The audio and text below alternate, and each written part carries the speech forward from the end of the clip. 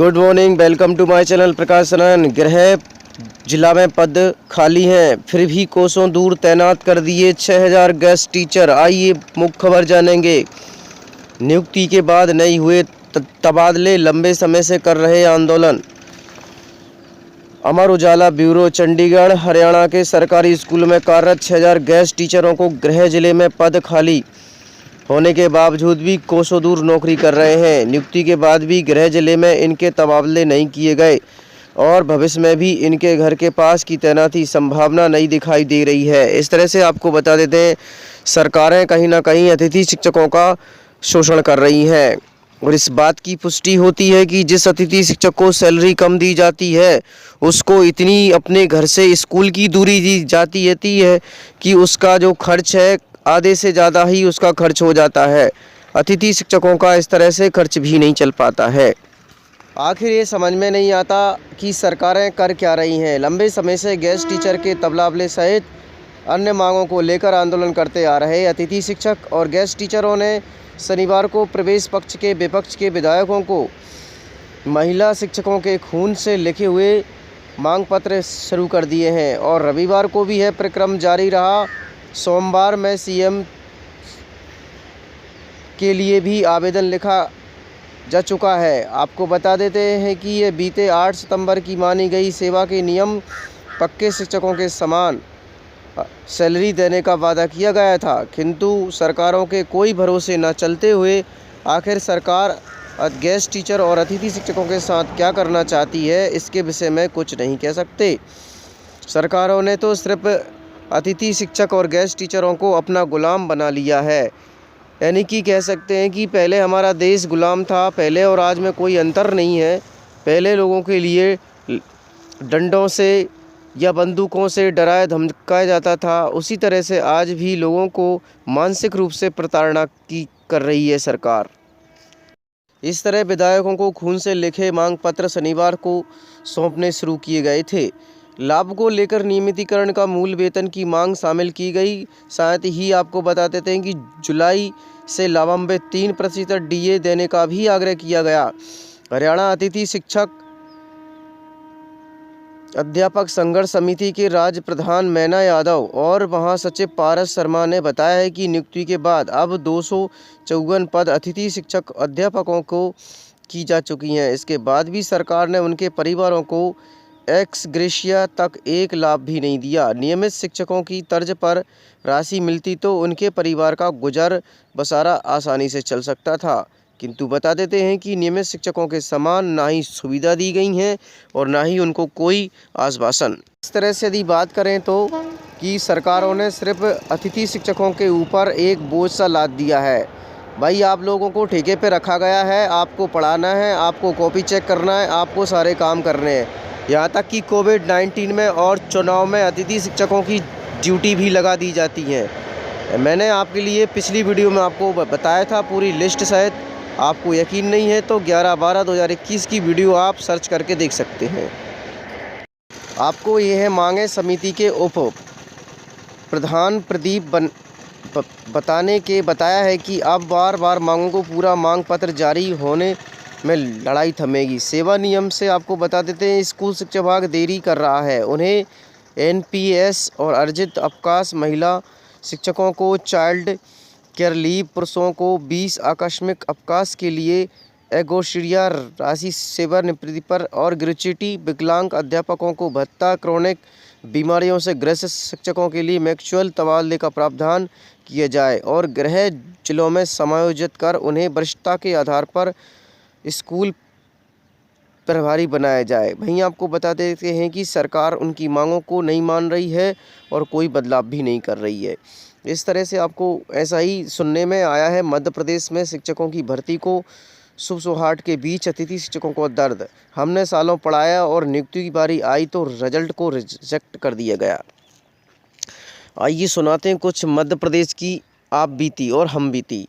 मध्य प्रदेश के कई अतिथि शिक्षकों ने 2009 से लेकर 2018 तक अतिथि शिक्षक पद पर कार्य किया, जिनका शैक्षणिक कार्य और शिक्षण स्तर इतना अच्छा रहा कि इन्होंने मध्य प्रदेश के बच्चों को पढ़ा लिखा कर डॉक्टर, इंजीनियर तो बना दिए, किंतु उनका भविष्य खिलवाड़ में चला गया। यानी कि अतिथि शिक्षक रहते हुए उन्होंने प्राइवेट या मोड डिस्टेंस एमए कर ली और रेगुलर यदि बीएड कर ली और बीएड के लिए शाला प्रबंधक से अनुमति भी ली, फिर भी उस डीएड और एमए के लिए एक साथ लगा दी गई।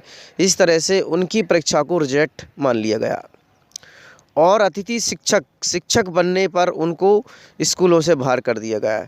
ये हमारे मध्य प्रदेश की तस्वीरें बताती हैं।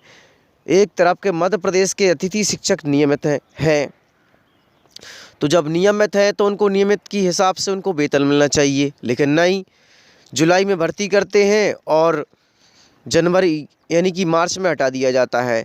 जब अतिथि शिक्षक नियमित नहीं है और जब वह कोई अन्य कोर्स कर रहा है तो शासन के लिए मानना चाहिए कि उन्होंने प्राइवेट या मोड डिस्टेंस से ये कोर्स किया है तो उनको मान्यता देना चाहिए। लेकिन सरकार की रणनीति है, उनको नहीं देना है नौकरी, आपको परेशान ही करना है, आपको गेस्ट टीचर में ही नौकरी करवाना है, आपका शोषण ही करना है। इसलिए उनका यह ध्येय और मत बन चुका है। जब नियमित शिक्षक को 20 से 25,000 या 60,000 रुपये देना पड़ता है, जहाँ पर एक नियमित शिक्षक के लिए कम से कम 50,000 रुपये खर्च करना पड़ता है और 50,000 में उनके 10 अतिथि शिक्षक कार्य कर रहे हैं, तो वह अतिथि शिक्षक से ही वो काम करवाते हैं और इस तरह अतिथि शिक्षकों का शोषण फुल तरीके से वो कर रहे हैं। हमारा आपसे यही कहना है कि अब ज़िंदगी में जो भी हमारे जो भाई बंधु इस वीडियो को सुन रहे हैं, श्रोतागण जो भी मान रहे हैं, तो मेरा निवेदन ये है कि कम से कम अतिथि शिक्षक की नौकरी ना करते हुए कोई अन्य कारोबार देख लें ताकि आपका भविष्य सुरक्षित रहे। भाई हम लोगों ने तो कम से कम हमारे 15 वर्ष इस अतिथि शिक्षक में गुजार दिए हैं और हम नहीं चाहते कि हमारी तरह आप लोगों का भविष्य खराब हो। इस तरह से अतिथि शिक्षक की नौकरी हमारे वो नवयुवक और नवयुवतियाँ अतिथि शिक्षक प्रणाली में ना आए। इस तरह से हमारा दुख दर्द आप तक पहुँचे तो इस वीडियो को अपने दोस्तों और अपने रिश्तेदारों में ज़रूर साझा करें, क्योंकि जिन लोगों ने दिन रात रगड़ कर अतिथि शिक्षक के रूप में 12 साल 15 साल पढ़ाया और सभी के साथ मेहनत की और इस तरह से परीक्षा में पास हुए और पास होने के पश्चात नौकरी मिली और नौकरी भी कितनी 2 या 4 दिन करी और उन्हें नौकरी से बेदखल कर दिया। ऐसा हमारा मध्य प्रदेश, इसे कहते हैं कि मेरा मध्य प्रदेश महान है। तो क्या हमारा मध्य प्रदेश महान है? तो आप खुद समझ पा रहे होंगे। इस तरह से हमारे मध्य प्रदेश के अतिथि शिक्षकों के साथ ये अन्याय है। यदि किसी भी तरह हमारे मध्य प्रदेश के अतिथि शिक्षकों ने बच्चों को पढ़ाते हुए और डिग्री करके नौकरी प्राप्त की है तो उन्हें उनका हक मिलना चाहिए। यदि हमारी बात से सहमत है तो इस वीडियो को अपने दोस्तों और अपने रिश्तेदारों में ज़रूर शेयर करें। और मैं आगे यही कहना चाहूँगा कि सभी लोग अपने दिन की शुरुआत एक अच्छे समय के साथ करें, अपना भविष्य और अपनी ज़िंदगी को अच्छा गुजारें। इस तरह से मेरे मध्य प्रदेश के 52 जिले के अतिथि शिक्षकों का भविष्य अंधकार में है और चुनाव की प्रक्रिया भी प्रारंभ हो चुकी है। तो मैं मध्य प्रदेश के अतिथि शिक्षकों से पुनः आग्रह करूँगा कि सभी अतिथि शिक्षक जनवरी में होने वाले महासंग्राम में संगठित रहें, एकत्रित रहें और सभी से गुजारिश करता हूं कि हमारी मात्र एक ही मांग रहेगी, नियमितीकरण। और ये जो कुछ शिक्षक रह गए हैं उनके लिए सत्यापन के लिए आदेश जारी हुआ है आदेश। अब देखते हैं इसकी भर्ती कब होगी। चलिए अब मैं बात करूंगा 13/12/2021 सरकारी स्कूलों में 5,000 प्राथमिक शिक्षकों की होगी भर्ती और भर्ती कल से भरे जाएंगे फार्म पर परीक्षा 5 मार्च को संपन्न कराई जाएगी। आइए पूरी खबर बताते हैं। पीईबी के पिछले साल भेजा गया था प्रस्ताव। सरकारी स्कूलों में प्राइमरी टीचर 5,000 पदों के लिए स्कूल शिक्षा विभाग और ट्राइबल प्राथमिक शिक्षक भर्ती के लिए भरेगा। प्रोफेशनल एग्जामिनेशन बोर्ड पीईबी इसके लिए मार्च में परीक्षा संपन्न कराएगा और परीक्षा में 14 दिसंबर ऑनलाइन आवेदन भरे जाएंगे। इसकी पुष्टि लोक शिक्षण संचालनालय के अफसरों ने की है और उल्लेखनीय है कि सरकारी स्कूलों में प्राथमिक शिक्षकों के खाली पद 5,000 पर शिक्षकों की भर्ती का प्रस्ताव स्कूल शिक्षा विभाग ने जारी कर दिया है। वहीं आपको बता देते हैं कि शिक्षकों की भर्ती का आदेश जारी किया गया है और पीईबी के अफसरों ने प्राथमिक शिक्षक पात्रता परीक्षा 5 मार्च 2022 को संपर्क कराने का आदेश जारी किया है। ये 16 शहरों में संपन्न कराई जाएगी। फार्म भरने की तिथि लिंक दोबारा ओपन होगी। 14 दिसंबर से लेकर 28 दिसंबर तक यह फॉर्म भराए जाएंगे, जबकि 2 जनवरी से भरे हुए फार्म में सुधार कर सकेंगे। और लोक शिक्षण संचालनालय ने अफसरों को बताया है कि प्राथमिक शिक्षक पात्रता परीक्षा में क्वालिफाइड हुए उम्मीदवार स्कूल शिक्षा विभाग के प्राथमिक शिक्षक भर्ती प्रक्रिया में शामिल हो सकेंगे। जिनके फार्म भर चुके हैं उन्हें फिर से फार्म भरने की ज़रूरत नहीं है। ये मुख्य लाइन है। मैं सभी प्रदेश के युवाओं को बता देना चाहता हूँ कि पीबी के अफसरों ने बताया है कि जनवरी फरवरी 2020 में जिन लोगों ने फॉर्म भरे थे, इसके लिए फॉर्म भरने की प्रक्रिया पूरी हो चुकी थी, लेकिन कोविड-19 के कारण यह टॉल रोक दिया गया था। अफसरों ने बताया है कि जिन्होंने फॉर्म पहले से भर दिए हैं उन्हें इस फॉर्म भरने की ज़रूरत नहीं है।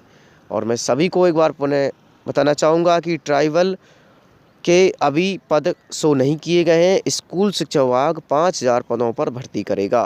तो सभी मित्रगणों से ये निवेदन है और आह्वान है कि सभी अपनी तैयारी में निश्चिंत रूप से करें। चुनाव की जगह से रहेगा और हमारी परीक्षा 5 मार्च 2022 से एग्ज़ाम प्रारंभ होंगे। दोस्तों, वीडियो अच्छा लगा है तो वीडियो को लाइक और शेयर करना ना भूलें। वर्ग 3 की तैयारी आपको इसी चैनल के माध्यम से कराई जाएगी, जिसके नोट्स इस चैनल पर उपलब्ध रहेंगे। Thanks for watching, like and comments and subscribe.